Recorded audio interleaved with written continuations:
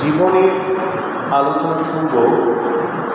আল্লাহ তাআলা আমি আলোচনা শুরু করার পূর্বে দোয়া করছি হুজুর গাউসে পাকের নেগাহ করম যেন আমাদের সকলের জীবনে নসিব করুন, আমিন। আমরা তো ফাতিহা ইয়াজদাহুম আসতে হুজুর গাউসে পাকের মাহফিল নিয়ে ফাতিহা নিয়ে ব্যস্ত হয়ে যায়। এটা শুধু মাহফিলের মধ্যে সীমাবদ্ধ রাখলে হবে না, কিংবা ফাতিহার মধ্যে রাখলে সীমাবদ্ধ হবে না, কারণ ইনি এমন এক মহান জাত যিনি এশার নামাজের অজু দিয়ে ফজরের নামাজ আদায় করতেন। কিতাবে এমনও আছে একটানা তিনি এশারের নামাজের অজু দিয়ে 40 বছর পর্যন্ত ইবাদত বন্দেগী করেছিলেন। তো আমি সে জাত নিয়ে আজকে আলোচনা করব। আমি পবিত্র কোরআন কারিমে সূরা ইউনূস শরীফের 62 নম্বর আয়াতে কারিমা খুতবার মধ্যে তিলাওয়াত করেছি। সে আয়াতের আঙ্গিকে আমি আজকে আলোচনা করব। আল্লাহ তাআলা যদি আমাকে রহমত করেন। হুজুর গাউসে পাকের জীবনী নিয়ে যে বলবো সে যোগ্যতা কিংবা সে কোয়ালিটি সে কোয়ান্টিটি কোনোটাই আমার কাছে নেই। পেয়ারা রসুলের নেগাহ করম এবং হুজুর গাউসে পাকের যদি ভিলায়াতের নজর থাকে হয়তো কিছু বলার সাহস করব। আমরা যারা গোটা বিশ্বের মুসলমান রয়েছি, আমরা যারা সত্যিকারের মুসলমান, আমরা দুটো মাসকে গুরুত্ব দিয়ে থাকি। একটা হচ্ছে রবিউল আউয়াল শরীফ, আরেকটা হচ্ছে রবিউল সানি শরীফ। একটাতে দুনিয়াতে এসেছেন ইমামুল আম্বিয়া, আরেকটাতে দুনিয়াতে এসেছেন ইমামুল আউলিয়া। সুবহানাল্লাহ। একটি মাস আমাদের থেকে বিদায় নিয়েছে রবিউল আউয়াল শরীফ, আরেকটি মাস এসেছে সেটি হচ্ছে রবিউল সানি শরীফ। সত্যিকারের নবী প্রেমিক অলি প্রেমিক যারা, তারা এই দুটো মাসকেই অত্যন্ত গুরুত্ব দিয়ে থাকে। আমাদের দেশে অনেক মুসলমান আছে দাড়ি টুপি জুব্বা পাগড়ি দিয়ে থাকে, তাদের অনেকের কাছে মিলাদুন নবী আছে, আবার অনেকের কাছে নাই। আর যারা সত্যিকারের মুসলমান তাদের কাছে ঈদে মিলাদুন নবীও আছে, আবার ফাতিহায়ে ইয়াজদাহুমও আছে। সুবহানাল্লাহ। তো আবার অনেকে এসব নিয়ে বিদআত ফতোয়া দেয়, এটা আমরা শুনে থাকি। তো আমরা যারা সত্যিকারের মুসলমান তারা রসুলকে যেমন ভালোবাসি তেমন আল্লাহর ওলিদেরকেও ভালোবাসি। তো বলছিলাম সমস্ত ওলিদের সরদার যিনি মাহবুবে সুবহানি গাউসে সামদানি গাউসুল আজম শায়খ সুলতান সৈয়দ আব্দুল কাদের জিলানী রাদিয়াল্লাহু তাআলা আনহুর শানে আমরা তাসবিহ গাউসিয়া শরীফ পড়ে থাকি। সেখানে আমরা পড়ি নজরতু ইলা বিলাদিল্লাহি জামআন কফরদালাতিন আলা হুকমি ইত্তিসালি। অর্থাৎ সেখানে বলছে আমি আব্দুল কাদের জিলানী যখন গোটা বিশ্বের দিকে নজর দিয়ে থাকি, নজর দিই কফরদালাতিন আলা হুকমি ইত্তিসালি, আমি যখন গোটা বিশ্বের দিকে নজর দিয়ে থাকি, নজরতু ইলা বিলাদিল্লাহি জামআন, যখন আমি সারা বিশ্বের দিকে নজর দিয়ে থাকি, কফরদালাতিন আলা হুকমি ইত্তিসালি, গোটা পৃথিবীকে আমার বৃত্তাঙ্গুলের মধ্যে সরিষার দানার মতো আমি সব কিছু দেখে থাকি। সুবহানাল্লাহ। আমি গাউসে পাক যখন আমি নজর দিই তখন আমার বৃদ্ধাঙ্গুলের উপর সরিষার দানা রাখলে যেমন দেখা যায় গোটা পৃথিবীর সব কিছু আমি আমার বৃদ্ধাঙ্গুলের উপর সরিষার দানার মতো সব কিছু দেখতে পাই। তিনি হচ্ছেন মহান জাত গাউসে পাক সাইয়েদনা আব্দুল কাদের জিলানী রাদিয়াল্লাহু তাআলা। সেজন্য বলা হচ্ছে নিকাহে ওয়ালি মে ये तासीर देखी निगाहे वली में ये तासीर देखी बदलती है हजारों की तकदीरों देखी सलाम या रसूल अल्लाह अलैकुम सलाम या हबीब अल्लाह अलैकुम। আমার আল্লাহ তাআলা আল্লাহর আউলিয়া কিরামদের শান মান নিয়ে কুরআনুল কারীমের অসংখ্য জায়গায় আল্লাহ তাআলা বর্ণনা করেছে, আয়াত নাজিল করেছে। তার মধ্যে একটি আয়াতে কারিমা হচ্ছে সূরা ইউনূস শরীফের ৬২ নম্বর আয়াত, আলা ইন্না আউলিয়াল্লাহি লা খাউফুন আলাইহিম ওয়ালা হুম ইয়াহজানুন। আমার আল্লাহ বলছেন, শুনে নাও, নিশ্চয় আল্লাহর ওলিগণের দুনিয়াতে তাদের কোনো ভয় নেই এবং আখিরাতেও তাদের কোনো দুশ্চিন্তাও নেই। আমার আল্লাহ বলছেন, শুনে নাও দুনিয়াবাসী, আমার আল্লাহর ওলিগণের দুনিয়াতে যেমন কোনো ভয় নেই, তেমনি ভাবে আখেরাত নিয়েও তাদের কোনো দুশ্চিন্তা নেই। আমি আল্লাহর ওলিরা আমার হয়ে গিয়েছে। সুবহানাল্লাহ। আল্লাহর ওলি যারা হয় তাদের না আছে দুনিয়াতে কোনো চিন্তা, না আছে দুনিয়াদারির খবর, না আছে আখেরাতের চিন্তা। কারণ আল্লাহ তাআলা তাদেরকে তো দিয়ে দিয়েছেন জান্নাত, আল্লাহ তাআলাই তো তাদের বন্ধু, আল্লাহ তাআলা তাদের গ্যারান্টেড হয়ে গিয়েছে। সেজন্য তাদেরকে দুনিয়া নিয়েও ভাবতে হয় না, আখেরাত নিয়েও ভাবতে হয় না। অনেকে বলে যে আমাদের মতো কিছু দেশের দাড়ি টুপি জুব্বা পাগড়িওয়ালা ভাইরা বলে যে পীর মুরিদ এগুলা কি, পীর টির তো নাই, এগুলো কোরআনে কোনো জায়গায় পীর টির নাই, এগুলো কোত্থেকে আসছে। তা আমি তাদেরকে বলবো, ভালো করে যদি কোরআন স্টাডি করেন সেখানে পেয়ে যাবেন সূরা কাহফের ১৭ নম্বর আয়াত আল্লাহ তাআলা বলছেন, ওয়ামান ইউদ্লিলিল্লাহু ফালান তাজিদা লাহু ওয়ালিয়াম মুরশিদা। আমার আল্লাহ বলেন, ওই সমস্ত ব্যক্তি যারা পথভ্রষ্ট, ফালান তাজিদা লাহু, তাদের কেউ নেই, তাদের কোনো কিছু নেই, ওয়ালিয়ান মুরশিদান, তাদের কোনো অলি নেই এবং তাদের কোনো মুর্শিদও নেই। তারা ওই সমস্ত ব্যক্তি, পথভ্রষ্ট ব্যক্তি তারা, যাদের কোনো অলিও নেই, যাদের কোনো মুর্শিদও নেই। তো তারা এই যে বলে থাকে যে পীর এগুলো কোরআনে নেই, আমি তাদেরকে অনুরোধ করবো আপনারা ভালো করে কোরআন স্টাডি করেন। তাদের কোরআনের মধ্যে অসংখ্য আয়াতে কারিমা রয়েছে আল্লাহর ওলিগণের। হুজুর গাউসে পাক দুনিয়াতে এসেছেন 471 হিজরি সনের রমজান মাসের পহেলা তারিখ, পহেলা রমজান হুজুর গাউসে পাক দুনিয়াতে এসেছেন।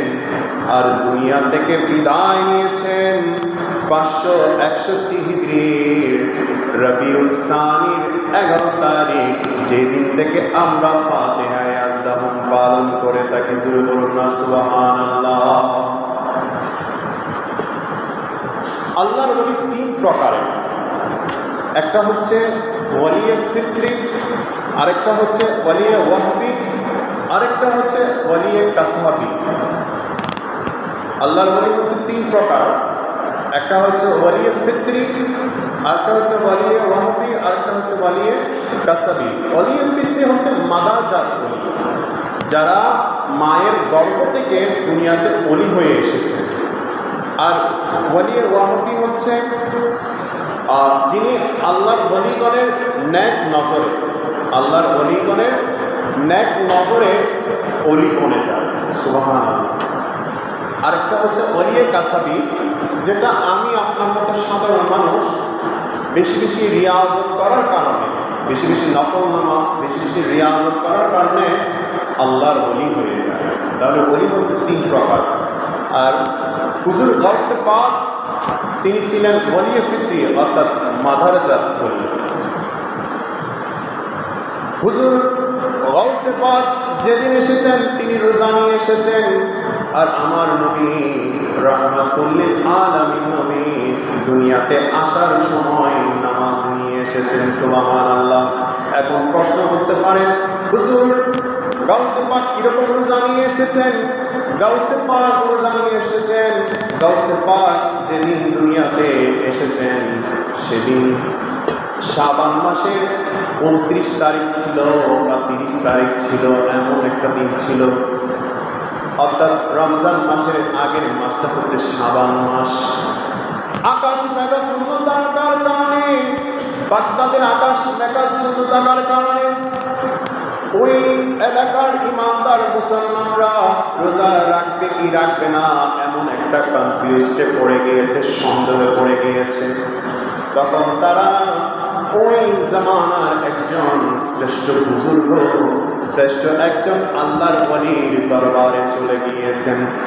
যাওয়ার পর ওই আল্লাহর দরবার ওলিকে তারা আরজি করলেন, ও আল্লাহর ওলি হুজুর, আমরা আকাশ মেঘাচ্ছন্ন থাকার কারণে আজকে কি রোজা নাকি রোজা না আমরা জানি না, তবু আমরা সাহারি করেছি এবং রোজাও রেখেছি। তখন তিনি সিদ্ধান্ত দিলেন, তোমরা আজকে আবু মুসা জঙ্গি রাহমাতুল্লাহ আলাইহির ঘরে একজন সন্তান দুনিয়াতে এসেছে, ওই আবু মুসা জঙ্গির ঘরে চলে যাও। অর্থাৎ হুজুর গাউসে পাকের আব্বার কাছে চলে যেতে বলছে। এক আল্লাহর ওলি আরেক আল্লাহর ওলিকে চিনেন, এক বেলায়েতী আল্লাহর ওলি আরেক বেলায়েতী ওলিকে চিনেন। হুজুর গাউসে পাকের আব্বার কাছে চলে যেতে বলেছেন। ওই মানুষগুলো ইমানদার মুসলমানরা হুজুর আবু মুসা জঙ্গি রাহমাতুল্লাহ আলাইহির ঘরে চলে গেলেন। হুজুরকে বললেন, হুজুর আমাদেরকে ওই আল্লাহর ওলি আপনার কাছে প্রেরণ করেছেন, আজকে রমজান মাসের 1 তারিখ কিনা আমরা রোজা রাখবো কি রাখবো না সেটা জানার জন্য। আমরা কি রোজা ভাঙবো নাকি রোজা রেখে দেব সে সিদ্ধান্ত জানার জন্য আপনার কাছে ওই আল্লাহর ওলি প্রেরণ করেছেন, আসতে বলেছেন, তাই আমরা এসেছি। হুজুর একটু আমাদেরকে বলুন, আপনার নবজাতক শিশু সন্তান সে কি দিনের বেলায় আহার করেছে কিনা, কিছু পান করেছে কিনা? সে যদি দুধ পান করে থাকে তাহলে একটু আমাদেরকে জানান। তখন হুজুরের গাউসে পাকের আব্বাজান বললেন, আমি তো সে খবর জানি না, সে খবর তো তার আম্মাই ভালো জানেন। তখন ভিতরের রুম থেকে আওয়াজ আসলো, হুজুর গাউসে পাকের আম্মাজান বলল, আমার নবজাতক শিশু সন্তান সাহারির সময় আমরা যখন সাহারি করি তখন একটু করে দুধ পান করেছিল, এরপর থেকে দিনের এত বেলা হয়ে গেল সে এখনো পর্যন্ত আর দুধ পান করেনি। আমি অনেকবার চেষ্টা করেছি কিন্তু আমার সন্তান দুধ পান করেনি, সে দিনের এত বেলা হয়ে গিয়েছে এখন পর্যন্ত দুধ পান করেনি। সুবহানাল্লাহ।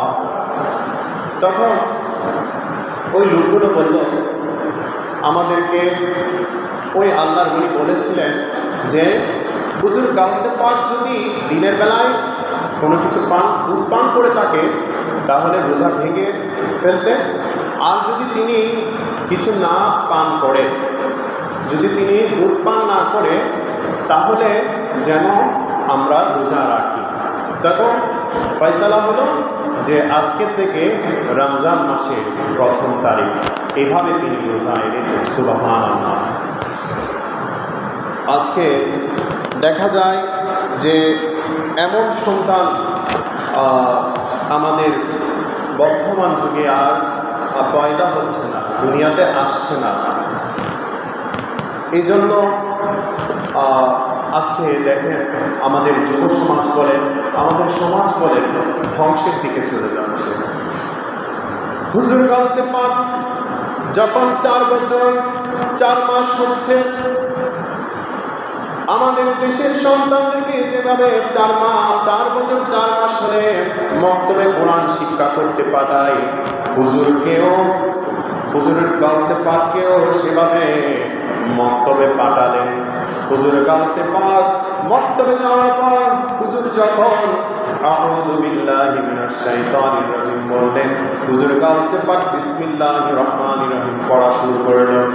হুজুর যখন আলিফ শিখাচ্ছেন, আমার গাউসে পাক বলছেন বা, হুজুরকে যখন তা শেখানো হচ্ছে, আমার গাউসে পাক সেখানে তা বলা শুরু করেছে। হুজুর যখন জিম বলা শিখাচ্ছেন, আমার গাউসে পাক হা বলা শুরু করছে। এভাবে পড়তে পড়তে কোরআনুল কারীমের সূরা ফাতিহা থেকে 18 পারা পর্যন্ত তিনি এক বসায় গাউসে পাক ওই হুজুরকে শোনায় ফেললেন। সুবহানাল্লাহ। তখন হুজুর বললেন, বাবা তুমি তো আজকে এখানে মক্তবে ভর্তি হয়েছ, আজকেই মাত্র পড়া শিখা শুরু করেছ, কিন্তু তুমি আমাকে এতগুলো কোরআনের কারীমের 18 পারা কিভাবে মুখস্থ শুনিয়ে ফেললে? তখন হুজুর গাউসে পাক বলছেন, হুজুর আমি যখন আমার মায়ের গর্ভে ছিলাম, আমার মা আমাকে গর্ভ রেখে প্রতিদিন নামাজ পড়তেন, রোজা রাখতেন, আর প্রতিদিন বেশি বেশি কোরআনুল কারীম তেলাওয়াত করতেন। আর আমার মায়ের কোরআনুল কারীমের তেলাওয়াত শুনে শুনে আমি মুখস্থ করে ফেলেছি 1 থেকে 18 পারা। সুবহানাল্লাহ। তখন হুজুর অবাক হয়ে গেলেন, এই সন্তান তো যেমন তেমন সন্তান নয়, এটি অনেক বড় একটা সন্তান, দামি সন্তান। তো আজকে দেখেন, আমাদের দেশের মা বোনেরা যখন গর্ভ সন্তান আসে, কোনো কাজকর্ম করতে চায় না, শ্বশুর শাশুড়ির সেবাও করতে চায় না, দেখা যায় নামাজ রোজাও বাদ দিয়ে ফেলে, কোরআনুল কারীম তেলাওয়াতও করে না, এমন চরিত্র দেখা যায়। তো যখন একজন মা তার সন্তান গর্ভে থাকবে, তখন যদি তিনি কোরআনুল কারীম তেলাওয়াত করে, ওই সন্তান দুনিয়াতে এসে দিনদার হবে। যে মা শ্বশুর শাশুড়ির সন্তান কথা শুনবে, স্বামীর আদেশ নিষেধ মানবে, সে গর্ভে থাকাকালীন সে সন্তান দুনিয়াতে এসে তার মা বাবার বাধ্য সন্তান হবে। আজকে দেখা যায় আমাদের দেশের মা বাবারা তাদের সন্তানদেরকে নিয়ে বড়ই টেনশনে আছে, বড় যন্ত্রণায় আছে। কারণ একটাই, আমাদের দেশের মা বোনেরা আগের যুগের মা বোনদের মতো গর্ভে থাকা সন্তান যখন গর্ভে আসে তখন কোরআনুল কারীম পড়ে, তখন নামাজ রোজা পড়ে না, তখন তারা দরুদ শরীফ পড়ে না। তাহলে তাদের সন্তানগুলো দুনিয়াতে এসে তাদের কথা শোনে না। আর যেই মা বেশি বেশি তার সন্তান গর্ভে থাকা অবস্থায় কোরআনুল কারীম পড়বে, নামাজ পড়বে, শ্বশুর শাশুড়ির সেবা করবে, স্বামীর আদেশ নিষেধ মানবে, কাজকর্ম করবে, বেশি বেশি দরুদ শরীফ পড়বে, আমি কথা দিচ্ছি ওই মায়ের গর্ভ থেকে যে সন্তান বের হবে, সেই সন্তান দুনিয়াতে হয় আবেদ আল্লাহর ওলি হবে, না হয় দুনিয়াতে কোনো একজন বড় আলেম হবে। সুবহানাল্লাহ। তাই আমার গাউসে পাকের আম্মা যান, হুজুর খাজা গরিব নওয়াজের আম্মা যান, হুজুর গৌসুল আজম মাইজভান্ডারের আম্মা যান, হুজুর শামসুল হুদা রহমাতুল্লাহের আম্মা যান, এভাবে করে আল্লাহর ওলির মা যারা, সকলেই তো মায়ের জাত, আমাদের মা বোনরা যে তাদেরই মায়ের জাত। তাহলে তাদের গর্ভ থেকে যদি ন্যাক সন্তান দুনিয়াতে আসতে পারে, তাহলে আমাদের মা বোনদের থেকে কেন ন্যাক দামি সন্তান আসবে না? এটার একটাই কারণ হচ্ছে, সেই যুগের মায়েদের যে গুণ ছিল, সেই গুণ বর্তমান আমাদের মা বোনদের কাছে নেই। তাই আজকে আমাদের দেশের সন্তানগুলো তেমন হয়ে যাচ্ছে, মা বাবার অবাধ্য হচ্ছে, মা বাবার কথা শুনে না। তাই আমাদের মা বোনদেরকে বলবো, আপনারা বেশি বেশি কোরআন শরীফ পড়বেন। গাউসে পাকের জীবনী শুনলে হবে না, গাউসে পাকের ফাতিহা ইয়াজদাহুম পালন করলে হবে না, ওনার আদর্শটাই আমাদের কাছে মেইন। উনি কি শিক্ষা দিয়েছেন আমাদেরকে, উনি আমাদেরকে কি দেখিয়েছেন পৃথিবীতে, ওনার সে আদর্শটা আমাদেরকে শিখতে হবে। আল্লাহ তাআলা আমাদেরকে বোঝার তৌফিক দান করুন। আজকে আমাদের শিশু সন্তানরা যখন বড় হয় তখন মা বলে, বাবা বড় হলে কি আমাকে ভুলে যাবে? আমরা জিজ্ঞেস করি কিনা আমাদের শিশু সন্তানদের থেকে? তখন আমার গাউসে পাকের আম্মা জান ওনার সন্তানকে বললেন, বাবা আমি বার্ধক্য অবস্থায় তোমাকে পেয়েছি, তুমি আমার বড় শখের ছেলে। বাবা তুমি বড় হলে আমি আম্মাকে ভুলে যাবে কিনা? গাউসে পাক বলছেন, ও মা দ্বিতীয়বার আর এই কথা বলিও না, আমি তোমাকে কখনো ভুলবো না, আমি কখনো আমার বাবাকেও ভুলবো না, আমি গর্বে থাকা অবস্থায়ও তোমাকে ভুলি নাই, আর দুনিয়া বড় হলেও তোমাকে ভুলবো না। তার মা আশ্চর্য হয়ে গেলেন, বলো কি বাবা? তখন হুজুর গাউসে পাক বললেন, আম্মা একদিন আমার বাবা ঘরে ছিল না, একজন ভিক্ষুক আসলো ভিক্ষা নিতে। আপনি তখন পর্দার ভিতর থেকে ওই ভিক্ষুককে ভিক্ষা দিচ্ছিলেন। ওই ভিক্ষুকের অন্তরে তখন শয়তান ওয়াসওয়াসা দিচ্ছিল আপনার ইজ্জত নষ্ট করার জন্য। তখন আমার ওই শয়তান যখন আপনার ইজ্জত নষ্ট করার জন্য হাত বাড়াচ্ছিল, তখন গাউসে পাকের আম্মাজান বলছেন, তখন একটা জংলার বাঘ চলে আসলো, আমাকে ওই ভিক্ষুকের থেকে রক্ষা করলো।